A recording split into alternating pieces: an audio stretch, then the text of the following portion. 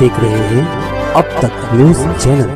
Unique academy computer end coaching classes, जहां nursery और junior senior KG classes से लेकर 11वीं और 12वीं जमातों के लिए कोचिंग क्लासेस जारी हैं। यूनिक एकेडमी में ऑडियो और वीडियो स्क्रीन का इंतजाम भी किया गया है। 5वीं, 6ठी, 7वीं और 8वीं जमात की स्पेशल क्लासेस भी जारी हैं। उर्दू, इंग्लिश, मराठी और मैथ्स की बेसिक क्लासेस भी जारी हैं। लड़कियों के लिए बिल्कुल सेपरेट क्लासरूम। यूनिक एकेडमी में अपने बच्चों का एडमिशन करवाएं। हमारा पता याद रखिए, शहीद अब्दुल हमीद कुसुम्बा रोड, निहाल नगर पुलिस स्टेशन के सामने, मालेगांव। दर्शकों, स्वागत है आप सभी का अब तक न्यूज इंडिया पर।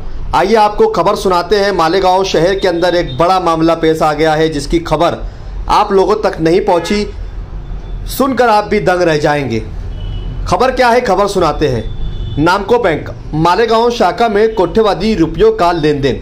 भाजपा नेता किरीट सोमैया ने चुनावी साजिश का लगाया आरोप। मालेगांव की नामको बैंक शाखा में 12 युवाओं को खातों पर कोट्यवधि रुपयों का लेन देन एक नए विवाद में गिर गया है। ये मामला एक राजनीतिक विवाद का रूप लेता जा रहा है, क्योंकि भाजपा के वरिष्ठ नेता किरीट सोमैया ने इस मामले में गंभीर आरोप लगाए हैं। सोमैया का कहना है कि ये सारा पैसा हवाले के जरिए मालेगांव आया था और इसे आगामी चुनाव में वोट जिहाद के लिए इस्तेमाल किया जा रहा था। क्या है केवल एक वित्तीय धोखाधड़ी का मामला है या इसके पीछे कोई और साजिश है? यह सवाल अब मालेगांव के गलियारों में गूंज रहा है। क्यों चर्चा में है यह मामला? यह घटना 2 महीने पहले शुरू हुई, जब सिराज अहमद नाम का एक व्यक्ति ने 12 युवाओं से उनके कागजात लेकर उनके बैंक खाते खुलवाए।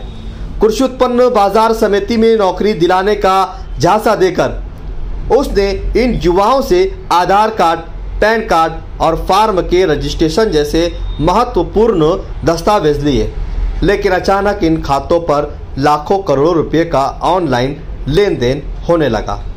एक युवा ने इस लेन देन पर ध्यान दिया और मामले का पर्दाफाश किया। सिराज म्हणून एक व्यापारी आहे, त्या व्यापारीने आम्हाला सांगितलं का मक्काचा व्यापार करतो म्हणून मी शेतकऱ्यांचे जे भी पैसे येतील खात्यावर ते पैसे तुम्ही काढून द्या आणि 5-50 हजार रुपये किंवा 1 लाख रुपये याच्यावर रक्कम येणार नाही।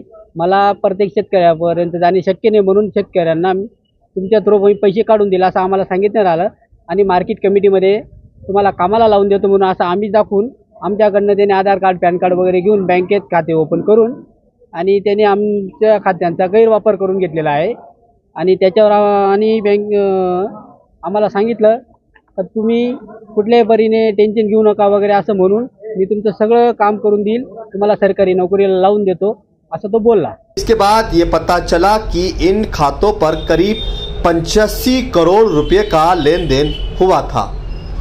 अब सवाल ये उठता है कि इतनी बड़ी राशि का लेन देन आखिर क्यों और कैसे हो रहा था? क्या है किरीट सोमैया का आरोप? मी आरोप करत नाही कधी। मी गुन्हेगारनी जो गुन्हा केला तो त्याची माहिती देतो। या घोटाळ्याचा FIR झालेला आहे। ईडी, इन्कम टॅक्स विभाग, निवडणूक आयुक्त, CBI, राज्य सरकार, इकॉनॉमिक ऑफेन्स विंग, कंपनी मंत्रालय, रिझर्व्ह बँक यांनी याची चौकशी सुरू केली आहे। निवडणुकीत फक्त 22 दिवसाचा अंतरात 1.25 कोटीहून अधिक रुपये देशभरातल्या 9 राज्याच्या 200 बँक ब्रांचेस मधून छोट्या छोट्या लोकांच्या खात्यात जमा झाले, ज्यांनी आयुष्यात कधी ज्यांच्या बँकेत 2-5-10 हजाराचा व्यवहार बघितले नाही, त्यांच्या खात्यात 10-10, 15, 20-20 कोटीचे व्यवहार। हे पैसे अवघ्या 4 दिवसात काढून घेण्यात आले आणि हवाला ट्रान्झॅक्शननी महाराष्ट्राच्या अनेक शहरात मुंबई, पुणे, नाशिक, नागपूर येथे जवळजवळ 110 कोटी पाठवण्यात आले आणि हे सगळे उद्योगधंदे करणारा सिराज मोहम्मद हारून मेमन ज्या व्यक्तीचं मी दुकान आणि त्याची माहिती घेतली की ज्याची ऐपत 5-10 कोटीची नाही,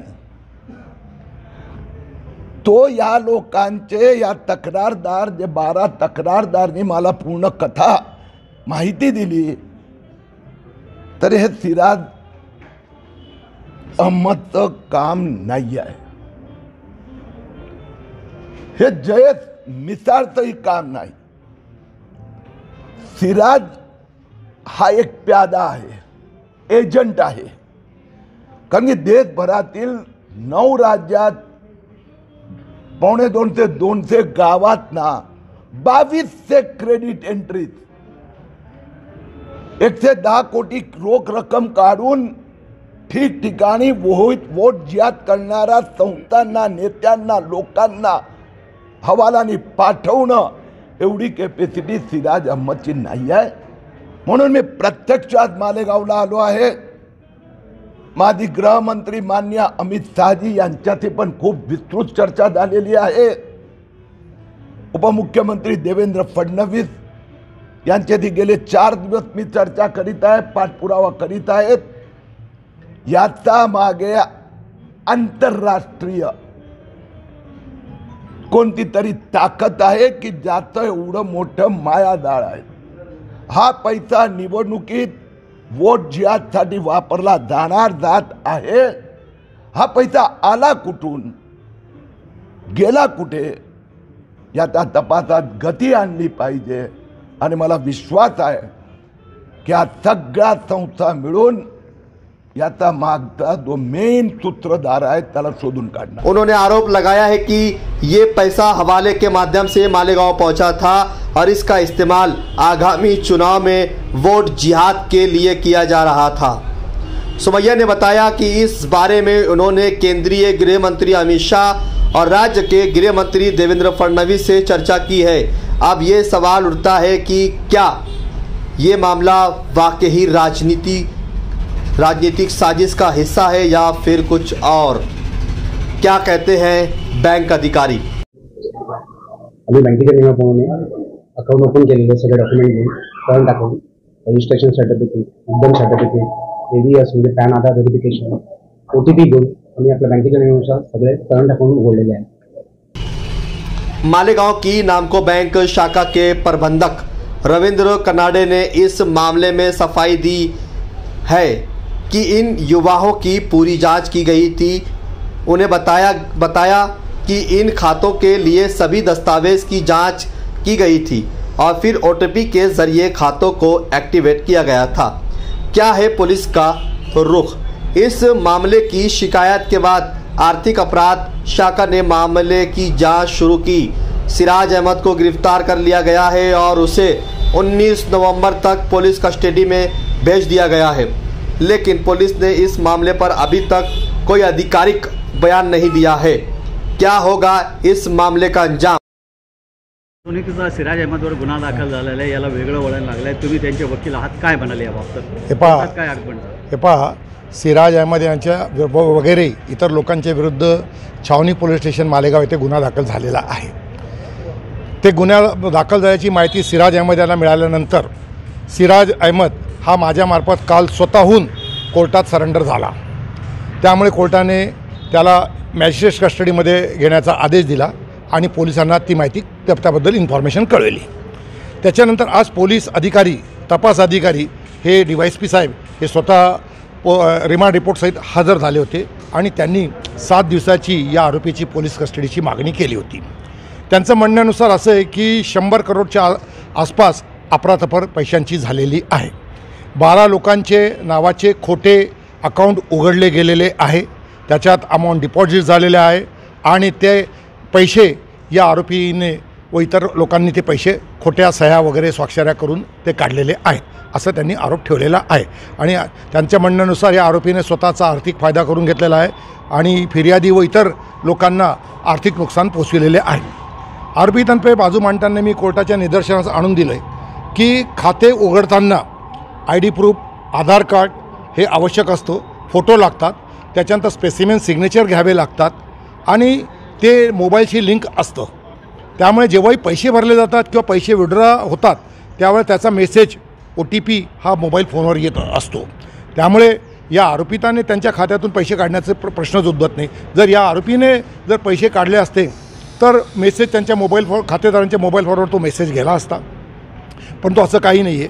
आणि दुसरी गोष्ट की बँकेमध्ये नामको मर्चंट कोऑपरेटिव्ह बँक मालेगाव शाखा येथे CCTV फुटेजची व्यवस्था आहे, CCTV आहे. त्यामुळे जर आरोपी स्वतः जर तिकडे गेला असता आणि त्याने खोटे खाते उघडले असते तर ते CCTV फुटेजमध्ये त्या इमेजेस ते आले असते, त्यांचे फोटो आले असते. परंतु 12 खातेदार स्वतः तिथे गेलेले आहे, त्यांनी स्वतः ते खाते उघडलेले आहे, स्वतः ते साक्षर केलेले आहे आणि जेही ट्रान्झॅक्शन झालेले आहे ते ऑनलाईन RTSनं ट्रान्झॅक्शन झालं आहे. कॅश अमाऊंट कुठलीही प्रकारची विड्रॉ झालेली नाही. तसेच त्यांच्यातर्फे असंही युक्तिवाद करण्यात आला होता की खातेदारांच्या ज्या फिक्स्ड डिपॉझिट रिसीट आहे त्यावर या आरोपीने लोन घेतलेलं आहे. तर त्यावर आम्ही युक्तिवाद करताना कोर्टाच्या निदर्शनास आणून दिलं की फिक्स्ड डिपॉझिट रिसीट ज्या व्यक्तीच्या नावाने असते त्यालाच बँक लोन सँक्शन करते, त्रस्त इस्माला लोन सँक्शन करत नाही.